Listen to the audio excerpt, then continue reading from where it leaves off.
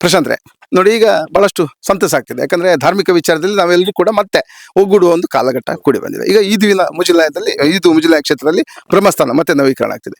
ಈಗ ಬಹಳಷ್ಟು ಶಿಲ್ಪಕಲೆಯ ಒಂದಷ್ಟು ಕೆಲಸಗಳು, ಒಂದಷ್ಟು ಇಲ್ಲಿಯ ಶ್ರಮದಾನ ಎಲ್ಲ ಕಾರ್ಯಗಳು ಆಗ್ತಿದೆ. ಈಗ ಎಷ್ಟು ದಿನಗಳಿಂದ ಇಲ್ಲಿ ಅಭಿವೃದ್ಧಿ ಕಾರ್ಯ ಆರಂಭಗೊಂಡಿತು? ಓಂ ಶ್ರೀ ಮುಜಲಾಯ ನಮಃ.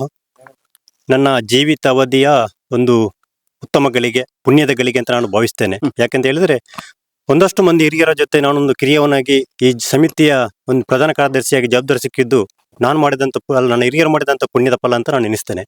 ಯಾಕಂತ ಹೇಳಿದ್ರೆ ವಸಂತ್ ಭಟ್ ಅಧ್ಯಕ್ಷರಾಗಿದ್ರು, ಭಾಸ್ಕರ್ ಕೋಟೆನರ ಗೌರವಾಧ್ಯಕ್ಷರಾಗಿದ್ರು. ಅದ್ರ ಜೊತೆ ಊರಿನ ಒಂದಷ್ಟು ಮಂದಿ ಪ್ರಮುಖರ ಜೊತೆ ನಾನು ಕೂಡ ಇದ್ದೇನೆ. ಅದು ನನ್ನ ಪುಣ್ಯ. ಅದಲ್ಲದೆ ಇದು ಶಿಲಾನ್ಯಾಸ ಆಗಿ 7 ತಿಂಗಳು ಆಯ್ತಷ್ಟೇ. 7 ತಿಂಗಳಲ್ಲಿ 3 ತಿಂಗಳು ಕೆಲಸ ಮಾಡ್ಲಿಕ್ಕೆ ಆಗ್ಲಿಲ್ಲ, ಮಳೆಯ ಕಾರಣ. ಮತ್ತೆ ಈ ಕಡೆ ನದಿ ದಾಟಿ ಬರುವುದರಿಂದ ಕೆಲವೊಂದು ಸಾಮಗ್ರಿ ತರುವಂತ ಅನಿವಾರ್ಯತೆ ಇಲ್ಲದಿರಿಂದ ಇನ್ನು ಕೇವಲ 3 ತಿಂಗಳಲ್ಲಿ ಕೆಲಸ ಪ್ರಾರಂಭ ಮಾಡಿ ಈಗ ನಾಲ್ದು 7ನೇ ತಾರೀಕಿಗೆ ಬ್ರಹ್ಮಕಲಶೋತ್ಸವವಾಗಿ ಮುಗಿಯುವಂತ ಹಂತದಲ್ಲಿದ್ದೇವೆ. ಸಂಪೂರ್ಣವಾಗಿ ಮುಗಿಯುವಂತ ಭರವಸೆ ಇದೆ, ಖಂಡಿತ ಆಗ್ತದೆ. ಶಿಲ್ಪಿಗಳು ಕೂಡ ತುಂಬಾ ಉತ್ತಮ ರೀತಿಯಲ್ಲಿ ಕೆಲಸ ಮಾಡ್ತಿದ್ದಾರೆ. ಅದಲ್ಲದೆ ಊರಿನ ಪ್ರತಿಯೊಂದು ಮನೆಯ ಪ್ರತಿಯೊಬ್ಬ ವ್ಯಕ್ತಿ, ಚಿಕ್ಕ ಮಕ್ಕಳಿಂದ ಈ ಭಾಗದ ಪ್ರತಿಯೊಂದು ಮನೆ ಚಿಕ್ಕ ಮಕ್ಕಳು ಕೂಡ ರಾತ್ರಿ ಬಂದು 7 ಗಂಟೆಯಿಂದ ಒಂದು 10 ಗಂಟೆ ತನಕ ಶ್ರಮದಾನದಲ್ಲಿ ಪ್ರತಿಯೊಂದು ಮನೆಯ ಮಾಡ್ತಿದ್ದೇವೆ.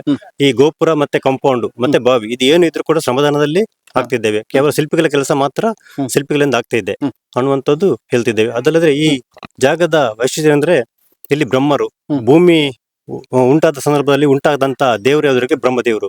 ಇಲ್ಲಿ ಪೆರ್ನಾದಿ ಬ್ರಹ್ಮರು ಅಂತ ಹೇಳ್ತಾರೆ. ಇಲ್ಲಿ ಈ ಮನೆಯ ಭಾಗದಲ್ಲಿ ಪ್ರತಿಯೊಂದು ಮನೆಯಲ್ಲಿ ಕೂಡ ಒಂದು ದನ ಕರು ಹಾಕಿದ್ರು 13 ದಿವಸದ ನಂತರ ಈ ಜಾಗಕ್ಕೆ ಒಂದು ಕೊಂಡೆ ಹಾಲನ್ನು ಕೊಟ್ಟು ನಾವು ಉಪಯೋಗ ಮಾಡುವಂತ ಪದ್ಧತಿ ಇದೆ. ಅದಲ್ಲದೆ ಈ ಭಾಗದಲ್ಲಿ ಒಂದು ಮದುವೆ ಆಗ್ಬೇಕಾದ್ರೆ, ಒಂದು ಮದುವೆ ಚಪ್ಪರ ಹಾಕ್ಬೇಕಾದ್ರೆ ಇಲ್ಲಿಗೆ ಒಂದು ಪ್ರಾರ್ಥನಾ ಮಾಡಿ ಒಂದು ಚಪ್ಪರ ಮುಹೂರ್ತ ಅಂತ ಇದೆ, ಅದನ್ನು ಕೂಡ ಹಾಕ್ತಾ ಇದ್ದಾರೆ. ಪ್ರತಿಯೊಂದು ಕೆಲಸ ಆದ್ರೂ ಇಲ್ಲಿನ ಸ್ಮರಣೆ ಮಾಡದೆ ಯಾರು ಕೂಡ ಕೆಲಸ ಮಾಡೋದಿಲ್ಲ. ಅದಲ್ಲದೆ ಒಂದು ಅಡಿಕೆ ಗಿಡ ನಡಿಬೇಕು, ಒಂದು ಗದ್ದೆಯಲ್ಲಿ ಒಂದು 200-500 ಅಡಿಕೆ ಗಿಡ ನಡಿಬೇಕಾದ್ರೆ ಅದೊಂದು ಗುಂಡಿ ತೆಗೆಯುವಾಗ ಕೂಡ ಮುಹೂರ್ತ ಮಾಡುವಂತ ಸಂದರ್ಭದಲ್ಲಿ ಇಲ್ಲಿಗೆ ಒಂದು ಪ್ರಾರ್ಥನಾ ಮಾಡಿ ಒಂದು ಗುಂಡಿ ತೆಗೆಯುವಂತ ಕೆಲಸ ಮಾಡ್ತಿದ್ದಾರೆ. ಒಂದು ಮನೆ ಕಟ್ಟಬೇಕಾದ್ರೆ, ಮನೆಯಲ್ಲಿ ಶಿಲಾನ್ಯಾಸ ಮಾಡ್ಬೇಕಾದ್ರೆ ಅಲ್ಲಿ ಕೂಡ ಇಲ್ಲಿ ಪ್ರಾರ್ಥನೆ ಮಾಡಿ ಇಲ್ಲಿಗೆ ಒಂದು ಈ ಜಾಗದಲ್ಲಿ ವಿಶೇಷ ಅಂದ್ರೆ ಪಂಚಕಜ್ಜಾಯ ಪೂಜೆ.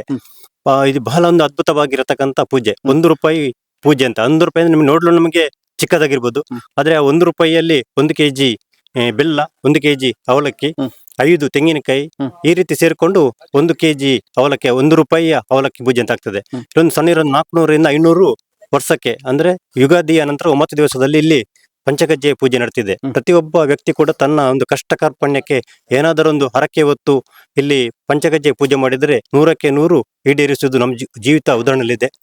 ಬಹುಶಃ ಒಂದು 21 ವರ್ಷದ ಹಿಂದೆ ಒಂದು ಘಟನೆಯನ್ನು ನೆನಪಡಬೇಕು.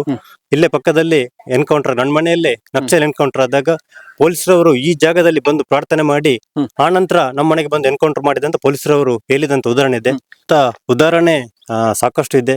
ಅಂತ ಒಂದು ಪವಿತ್ರವಾದಂತ ಪುಣ್ಯ ಜಾಗದಲ್ಲಿ ಪ್ರತಿಯೊಬ್ಬ ಇದು ಗ್ರಾಮದ ಪ್ರತಿಯೊಬ್ಬ ವ್ಯಕ್ತಿಯು 7ನೇ ಮತ್ತು 8ನೇ ತಾರೀಕಿಗೆ ಭಾಗವಹಿಸಿ ಈ 2 ದಿವಸ ನಮ್ಮ ಹಬ್ಬದ ರೀತಿಯಲ್ಲಿ ಒಂದು ಕಾರ್ಯಕ್ರಮವನ್ನು ಪ್ರತಿಯೊಬ್ಬರು ಆಯೋಜನೆ ಮಾಡುವ, ಪ್ರತಿಯೊಬ್ಬರು ಪಾಲ್ಗೊಳ್ಳುವ.